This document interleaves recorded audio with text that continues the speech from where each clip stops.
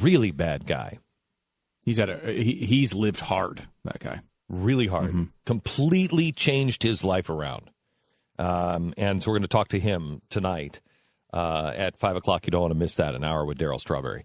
But also I want to talk to you a little bit about something that I posted up on Facebook last night. And I just want to have an honest conversation with you here.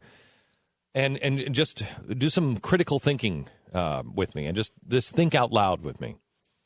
The FBI says that the Ferguson grand jury is most likely going to trigger protests that will spread all across the country. All right, that's not good. That's not good for our economy. That's not good for the republic. That is certainly not good for domestic tranquility. Remember, that's what the president is supposed to be upholding, the Constitution, for domestic tranquility. This is not going to be good for domestic tranquility. All right. He has met with the protesters already. He would not meet with any of the Tea Party people. He called them teabaggers. He did everything he could to discredit them, to belittle them, to demean them. But the people who are actually going out and causing damage on the streets of Ferguson, he's meeting with them. The media is not really pressing ahead on, CNN had this guy on, this Palestinian organizer who is down there, and he's leading the way and leading the charge on one group of protesters down in Ferguson. This is all part of the Weather Underground pamphlet. This is what they talked about in the 1960s, that you get all of the disenfranchised groups together. And if you can get them on the street at the same time. Remember Howard and Cloward and Piven, asking, Piven, Francis Fox Piven, in between baking cookies, where are the protests? Where are the people out on the streets? Why are they not rioting in the streets? Okay, so now it looks like we have riots coming. I want to ask you, if you're president of the United States or you're Bill Clinton, what would Bill Clinton be doing right now? Would he be meeting with the protesters and saying, this is a quote from the New York Times, let's just keep this on track? Would the president be saying, let's let the justice system work, have confidence and faith in the justice system? I think even Bill Clinton would be saying that. Oh, yeah, of course he would. Every president I've ever seen would say that. Have faith in the justice system. It will work. And even like even if you disagree with the decision, let's stay calm. Peace. Let's stay calm. Yes. That's not happening. Now, at the same time, and this is what really bothers me, at the same time, the president is also talking about this week releasing the executive order on illegal immigration. Now, this is something that he said is, quote, difficult to defend legally. He referred to it in past speeches as a violation of our law and the Constitution, but yet he's doing it anyway. If he goes and he says, hey, I'm going to take 6 million Americans or 6 million illegals and make them Americans, do you think that adds to the domestic tranquility? Do you think the Tea Party and Republicans and those who say, no, I'm against the naturalization of illegals in this way, especially doing it through executive order, that is a violation of the Constitution? It's also a violation of what the president has said himself on multiple occasions. So you have a responsibility. The president says you cannot defend this action. He can't legally do it. So he's saying he can't do it. You have a responsibility. Unless you want to just throw the Constitution out, you have to stand against that. Now, does the president's cronies, his friends, his allies, the people in La Raza, otherwise known as the race, do you think that they protest? Do you think if somebody starts to stand up, they're going to take to the streets? If you have the action on the streets from Ferguson and it is spreading, why would the president throw another log on the fire the same week? Why? Why, Mr. President? Please, just explain this to the American people. Why does this have to happen now? Why would you choose to do this now? I want to believe the best in you. I want to believe that, we don't want to tear the republic apart. Domestic tranquility. This is not the time to come out with an executive order, one that you said you couldn't defend. Why would you do it on the same week of Ferguson? I mean, it's come to the point that even the Washington Post has written an op-ed titled, in Mr. Obama's own words, acting alone is, quote, not how our democracy functions. And they have multiple quotes from him going through how this is not how our Constitution was written. It's not how our system works. I mean, this guy said this over and over and over again. And now he is going to...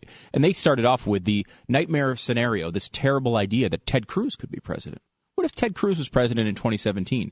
He said, Obamacare is... the system's not working and Congress won't act, so now I'm going to now make a situation where I'm not going to enforce any fines on Obamacare, so the individual mandate is therefore essentially dead. Is that how you want the government to work? Because there are plenty of people in the Republican Party, and I don't know if Cruz is one of them, I don't think he is, but there are plenty of people in the Republican Party who will take advantage of that. They will be more than happy to have make a dictator one way or another. Yeah, and is this what you want? You want to give power to one guy like this? No. It's hard to recognize. My question is no, not just on that. My question is on his timing. Even people who agree with the president say, hey, we have to do something because nobody's... Do you really, truly agree that now, this week is the time to do it? That you do this when Ferguson is heating up? Why would you do that?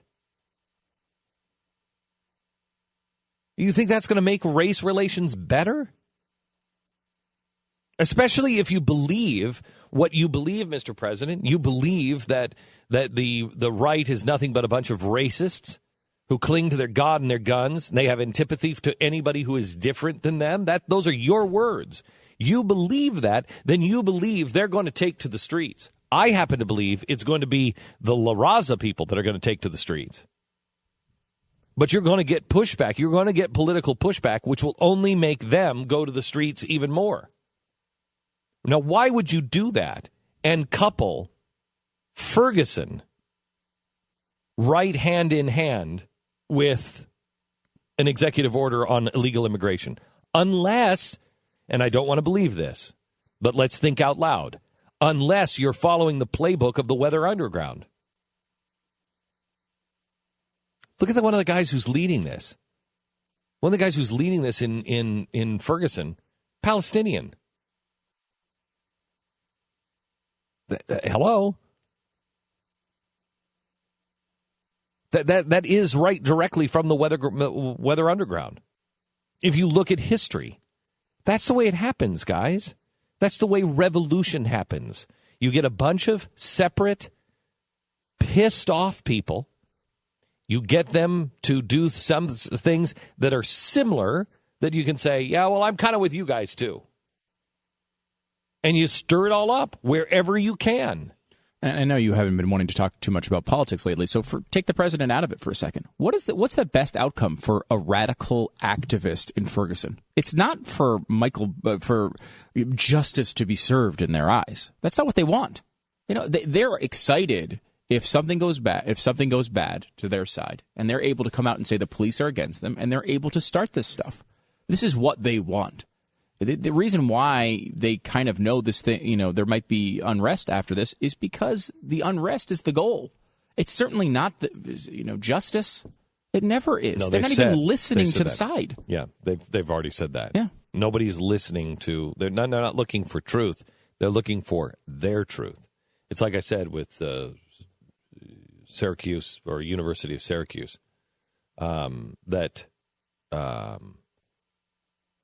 imagine what would American history be like if you could write American history and reimagine it based on where you want things to go. Well, what's happening in Ferguson? how would you imagine the shooting in Ferguson based on where you want things to go? That's what's happening. Nobody's actually looking at the facts here. The grand jury hasn't even spoken yet. And it doesn't matter what the grand jury says. Well, excuse me. This is exactly what we outlined in Dreamers and Deceivers in the chapter we talked about yesterday with the 2 terrorists in Boston. It's exactly right.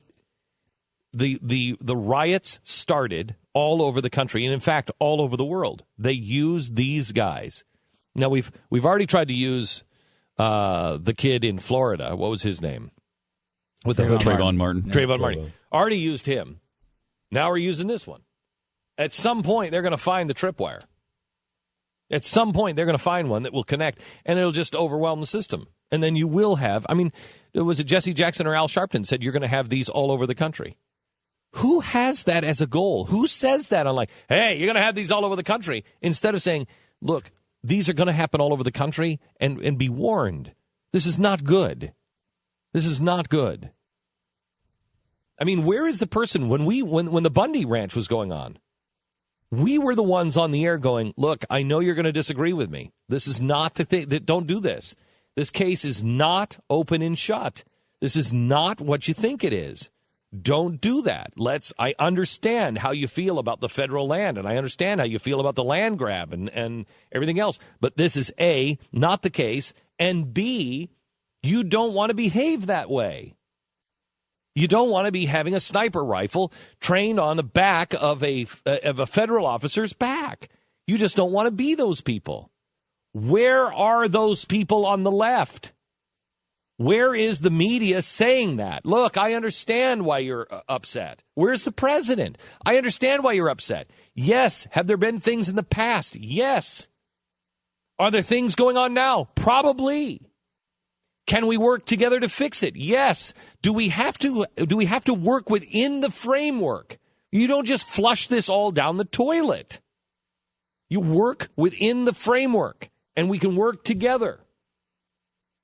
But have peace, and let's look for justice and reconciliation, not vengeance or revenge.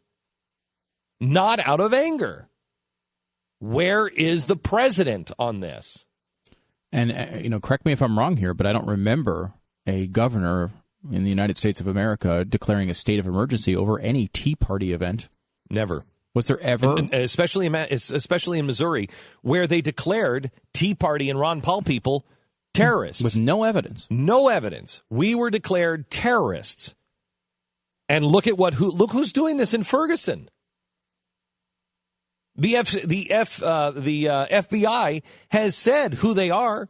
They're anonymous. They're a lot of the same people that were part of Occupy Wall Street, that they said they were peace-loving people. Pray for the Republic and pray for the president. He needs to be a better man than he has shown himself to be on this particular topic. He needs to be the best man he can possibly be.